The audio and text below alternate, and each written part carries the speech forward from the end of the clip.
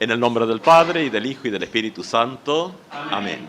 Señor, abre mis labios. Y cantará mi boca tu alabanza. Señor, te confieso todos mis pecados, mis flaquezas y mis fallas, mis muchísimas fallas. Vive con confianza, Dios ha perdonado todos tus pecados, tus flaquezas y tus fallas. Señor, te confieso todos mis pecados, mis flaquezas y mis fallas, mis muchísimas fallas. Vive con confianza. Dios ha perdonado todos tus pecados, tus flaquezas y tus fallas. Gloria sea al Padre, y al Hijo, y al Espíritu Santo, como era al principio, es ahora y será siempre, por los siglos de los siglos. Amén. Y vamos a la lectura del día de hoy, que se encuentra en San Juan, en la página 1556, capítulo 14, versículos del 8 al 17 incluido. ¿Sí? ¿Estoy bien? Por las dudas, porque a veces leo otra cosa. Bueno, y dice así. Felipe le dijo: Señor, muéstranos al Padre, y eso nos basta. Jesús le respondió: Felipe, hace tanto tiempo que estoy con ustedes, ¿y todavía no me conoces? El que me ha visto al Padre. Como dices, muéstranos al Padre. ¿No crees que yo estoy en el Padre y que el Padre está en mí? Las palabras que digo no son mías. El Padre que habita en mí es el que hace las obras. Créanme, yo estoy en el Padre y el Padre está en mí. Créanlo, al menos por las obras. Les aseguro que el que cree en mí hará también las obras que yo hago, y aún mayores. Porque yo me voy al Padre, y yo haré todo lo que ustedes pidan en mi nombre, para que el Padre sea glorificado en el Hijo. Si ustedes me piden algo en mi nombre, yo lo haré. Si ustedes me aman, cumplirán mis mandamientos, y yo rogaré al Padre, y Él les dará otro paracilito, para que esté siempre con ustedes. El Espíritu de la verdad, a quien el mundo no puede recibir porque no lo ve ni lo conoce, ustedes en cambio lo conocen, porque Él permanece con ustedes y estará en ustedes. Palabra inspirada por Dios. Amén. Gracia y paz a ustedes, de Dios nuestro Padre, de su Hijo Jesucristo. Amén. Domingo de Pentecostés, es decir, fiesta de la venida del Espíritu. Y nuestro texto, justo William decía, bueno, pero no está el texto del Espíritu que baja y las llamas. Bueno, lo que pasa es que estamos leyendo en este formato de oración de la mañana un solo texto de los tres textos. Entonces hemos leído solo el texto del Evangelio. Pero bueno, Pentecostés tiene todo esto de este relato que especialmente está en el libro de los Hechos de los Apóstoles, que es el relato según Lucas, porque Lucas tiene como estos dos tomos, ¿no? Un primer libro que es el Evangelio, según San Lucas, y ese segundo tomo que es el libro de los Hechos. Como que Lucas hace también una división ahí en el tiempo, ¿no? Bueno, hay un tiempo de la comunidad con Jesús en el centro, Jesús físico, y después la comunidad alrededor de ese mismo Jesús, pero en el Espíritu. Es decir, esto es como lo presenta Lucas. Ahora hemos leído Juan, que también tiene especialmente este último versículo de un texto que ya habíamos leído, tiempito, no hace tanto leímos este texto, y aparece nuevamente, y es interesante, porque entonces el relato según Juan, que en esta parte está refiriendo mucho al comienzo también del Evangelio según Juan, el Espíritu de la verdad, es el último versículo que leímos, a quien el mundo no puede recibir, porque no lo ve ni lo conoce. Es decir, acá hay una cantidad de elementos que Jesús va poniendo en medio de esta comunidad que tiene que ver con la presencia plena de Dios en espíritu, porque bueno, somos cristianas y cristianos tradicionales, trinitarios, ¿no? Es decir, entonces, cuando decimos a veces, bueno, el cristianismo es monoteísta, y sí, es verdad, pero es trinitario. Es decir, Dios en tres personas, bendita Trinidad, uno de nuestros viejos himnos del himnario, ¿no? Es decir, y es complejo hoy en día porque gran parte del cristianismo se ha vuelto más bien teísta, ¿no? Como una cuestión abstracta de Dios, cuando la comunidad cristiana pasa por la vivencia inmediata de la presencia de Dios compartida. O sea, es una cuestión de una relación. No es tanto una teoría teológica, sino un vínculo. Y estos textos hablan de esto. Es decir, si hubiésemos leído el libro de los Hechos, hubiésemos leído de una comunidad chiquitita, temerosa, probablemente las primeras comunidades no fueron tampoco tan numerosas, porque tengamos en cuenta que una de las cosas que dice Jesús es que si hay 2 o 3 en mi nombre reunidos, yo estoy en medio de ellos, ¿no? Y de ellas, podemos decir. Claro, tengamos en cuenta que para la tradición judía en la cual Jesús habla estas cosas, es necesario que haya 10 varones orando. Y si Jesús dice 2 o 3, está haciendo una especie de descuento ya. También lo que está diciendo en esos textos es que no es una cuestión que pasa por las cantidades, sino por esa vivencia de la comunidad, donde lo que le da sentido no es la cantidad de orantes, sino la presencia de Dios. Y esto es lo que se va a dar vuelta. Es decir, lo que trae toda esta mirada transformadora que estamos compartiendo a través de los relatos del Evangelio, es que esto no está construido a partir de nosotras, de nosotros. No hace falta 10 para poder, es decir, ahora se puede orar, sino que está construido a partir de la presencia de Dios. O sea, ¿qué es lo que traemos como seres humanos a esta conversación? Y en realidad, si uno mira los evangelios y San Pablo, toda la parte de la tradición paulina, lo único que podemos traer son nuestros pecados, que Cristo los redime. Si queremos traer alguna otra cosa, bueno, y yo también traigo mis buenas obras, mis méritos, mis buenas conductas, bueno, mejor dejémoslo afuera, porque seguro que con eso vamos a hacer algún tipo de lío. Entonces, lo único que traemos es lo que somos, nuestra ruptura con Dios, nuestro pecado. Y entonces, ahí es donde lo que Cristo dice entonces es, te he redimido, he pagado. Dice, lo que tenés que hacer ahora, dice, es, y ahí viene, la traducción de Lutero ahí de la forma griega a veces no es la más feliz para nosotros que la leemos después en castellano. En la época del siglo XVI, porque aparece la palabra de la conversión. ¿Y qué es la conversión? La conversión es cambiar de pensamiento. Hay que justamente dejar que el Espíritu de Dios cambie nuestros pensamientos. Eso es lo que le va a pasar a esa primera comunidad ahí en el libro de los Hechos.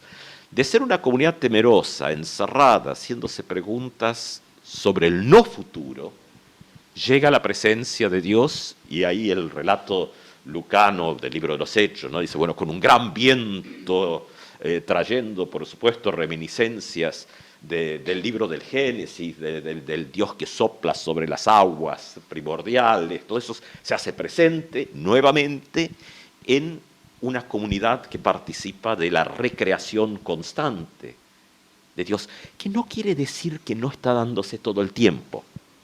Fíjense lo que dice Jesús acá, el Espíritu de la verdad, a quien el mundo no puede recibir porque no lo ve ni lo conoce. Es decir, no es que el Espíritu solo actúe en un lugar y no actúe en toda la creación. La cosa es si se puede ver o no.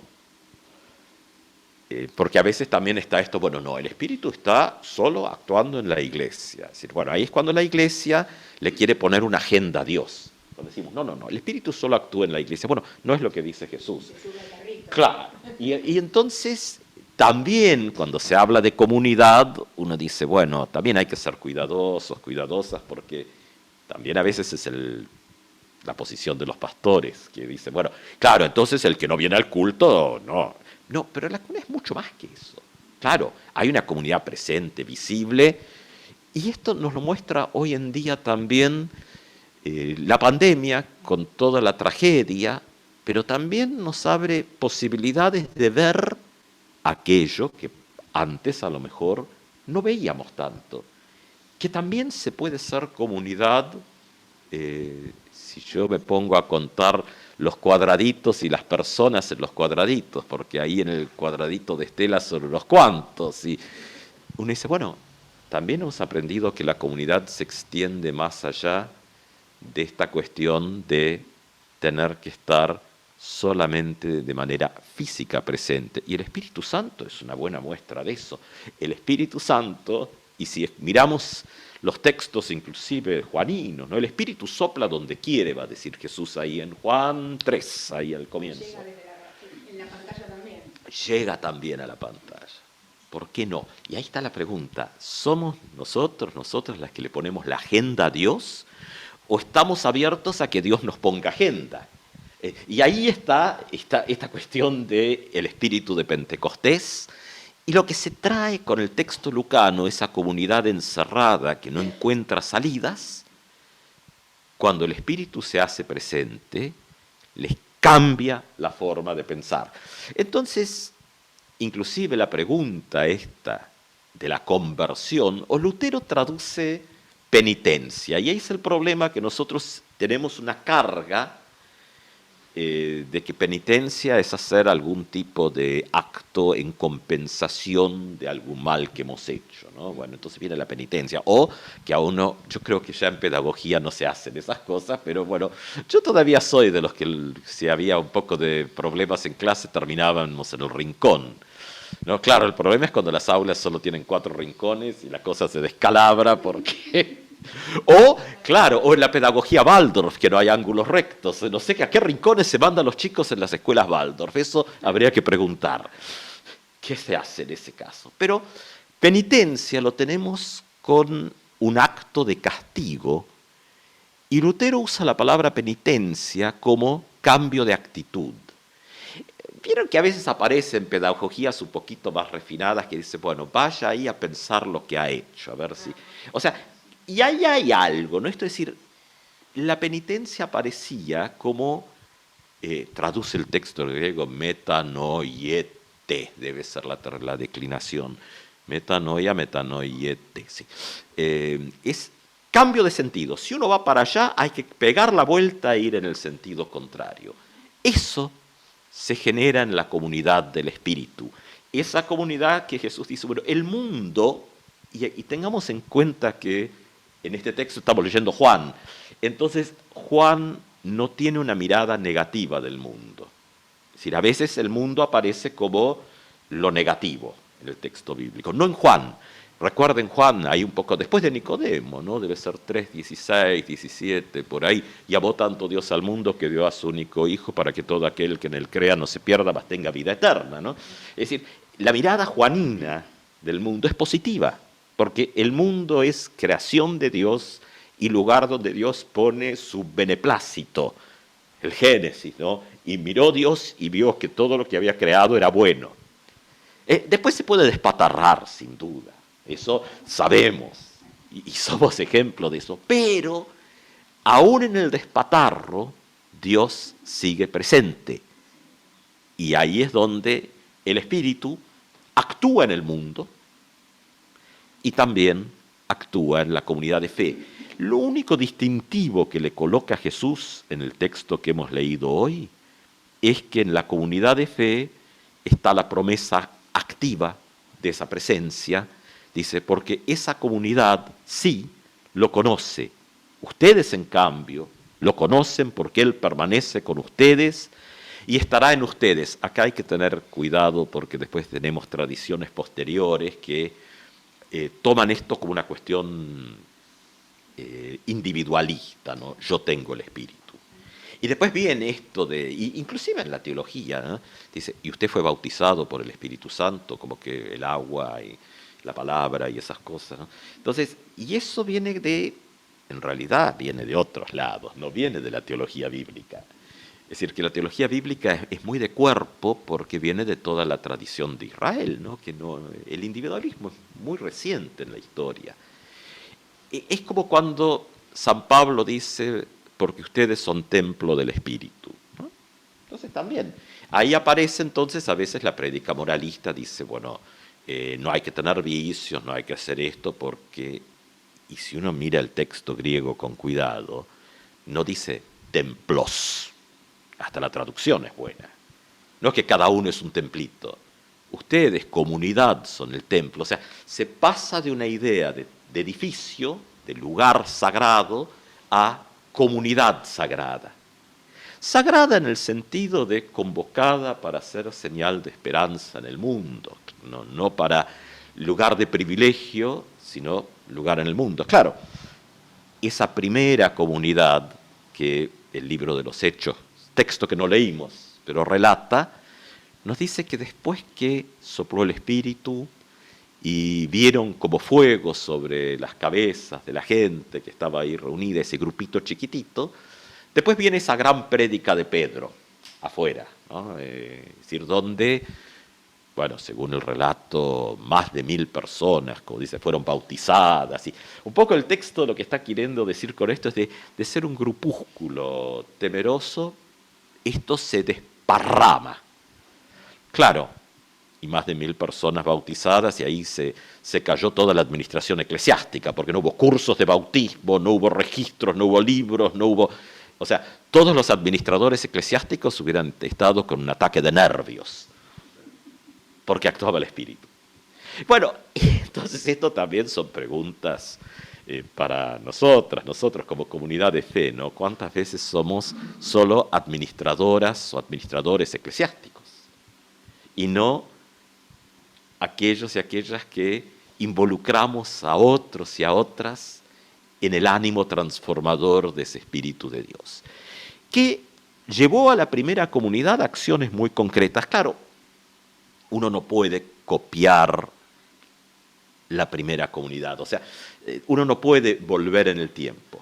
Eso también a veces es un error que cometemos, de decir, bueno, somos personas de hoy en día, más o menos.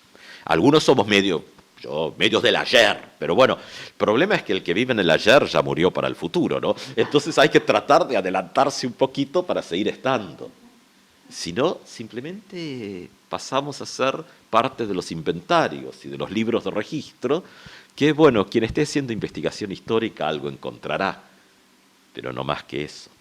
Entonces, tratar de decir, bueno, y vamos a volver a hacer la iglesia del Nuevo Testamento, y no, porque estamos en otra época.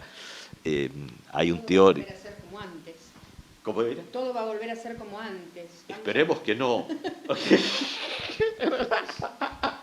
Como decían después de la pandemia, ¿no? Todo va a ser... Claro, va a ser como antes. Claro, No. la gente vuelve al antes. No, va a ser nuevo. Y ahí está la esperanza cristiana, si en lo nuevo podemos encontrar la presencia de Dios.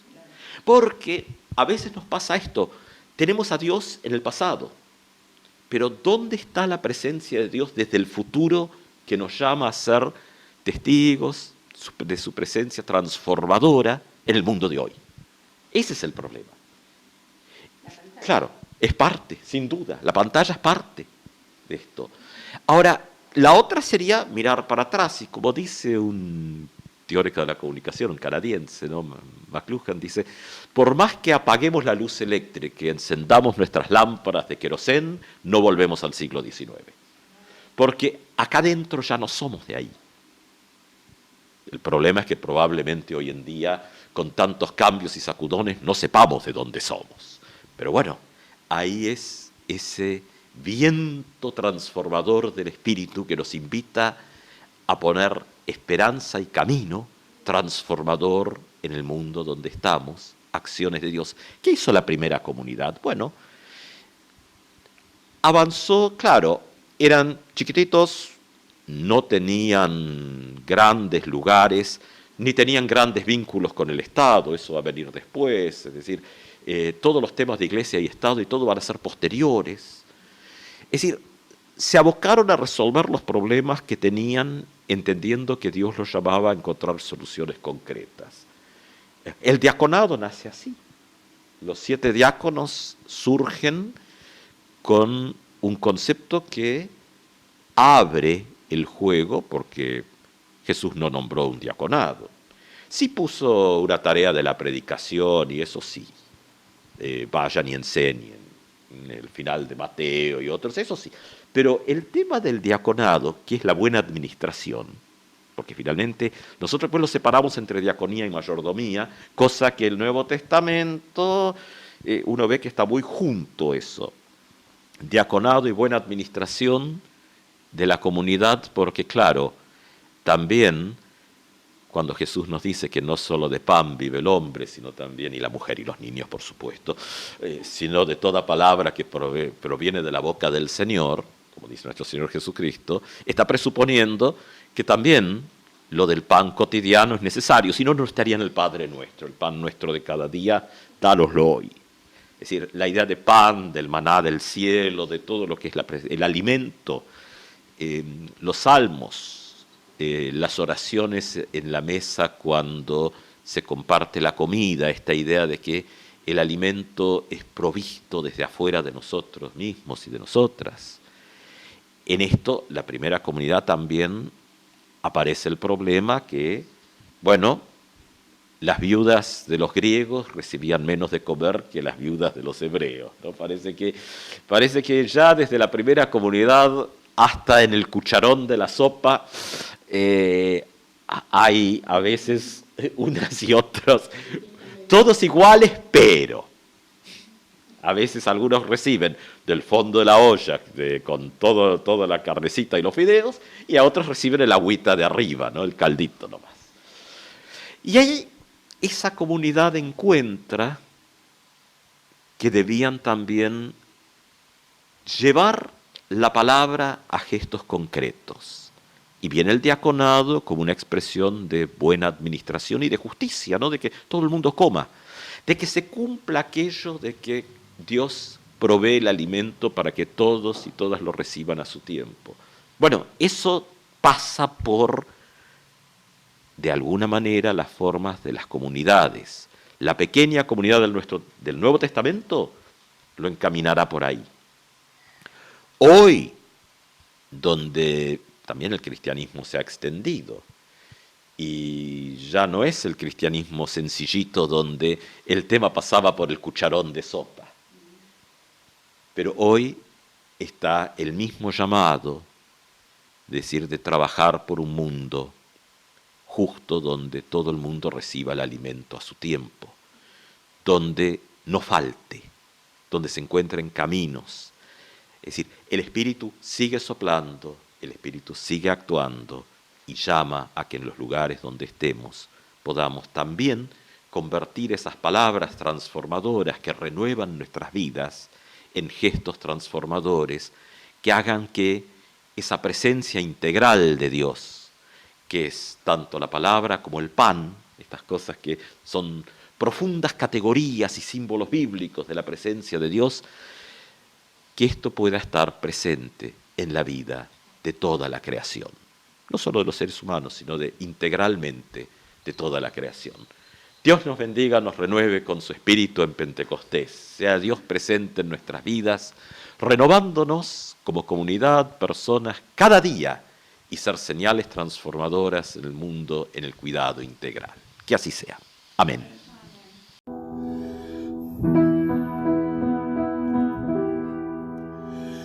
Soplo de Dios viviente que en el principio cubriste el agua.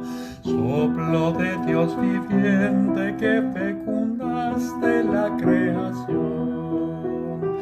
Ven hoy a nuestras almas, infúndenos tus dones. Soplo de Dios viviente, oh Santo Espíritu del Señor. Soplo de Dios viviente, por quien el Hijo se hizo hombre. Soplo de Dios viviente, que renovaste la creación. Ven hoy a nuestras almas, infúndenos tus dones. Soplo de Dios viviente, oh Santo Espíritu del Señor. Soplo de Dios viviente, por quien nacemos en el bautismo. Soplo de Dios viviente, que consagraste la creación.